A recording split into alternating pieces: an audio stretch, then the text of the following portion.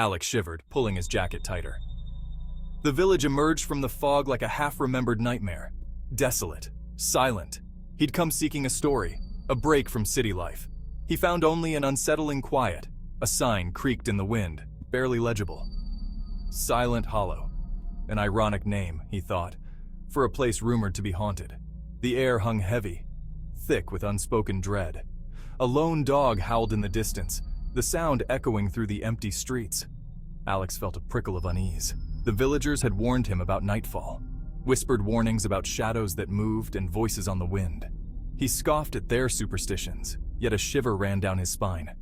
The sun dipped below the horizon, painting the sky in hues of blood orange and bruised purple. He found a room at the village inn, a rickety building with dusty windows and creaking floorboards.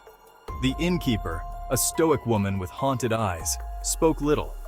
She seemed to shrink from his questions, her gaze darting nervously towards the windows. "Best stay inside after dark," she muttered, her voice raspy and low. "Don't want to be caught by the shadows." The village was eerily deserted. Shops were boarded up. Houses stood empty.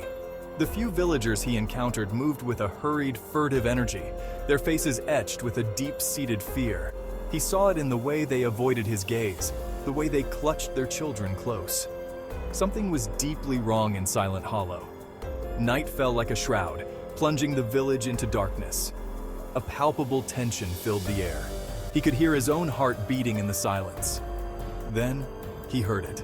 A low, mournful cry echoing from the heart of the village.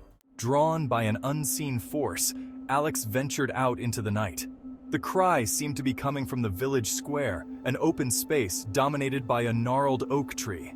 Its branches, bare and twisted, clawed at the sky like skeletal fingers. As he approached, he noticed figures gathered around the tree. They stood motionless, their faces hidden in the shadows. He approached cautiously, his hand hovering over the notebook in his pocket. As he drew closer, he could hear whispers, faint and indistinct. They spoke of a tragedy, of a darkness that had befallen Silent Hollow long ago.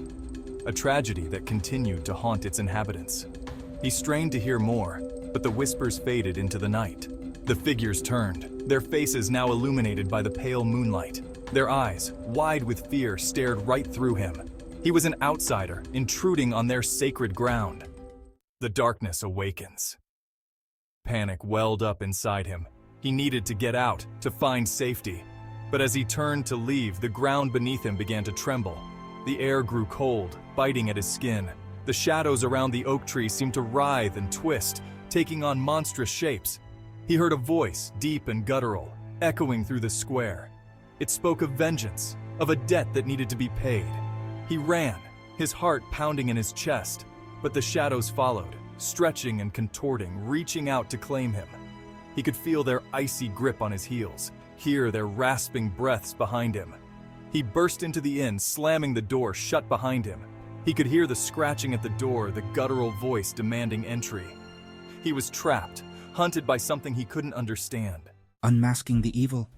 The innkeeper, her face pale with terror, ushered him into a back room, her voice trembling. "It's the Nightfall," she whispered, her eyes wide with fear.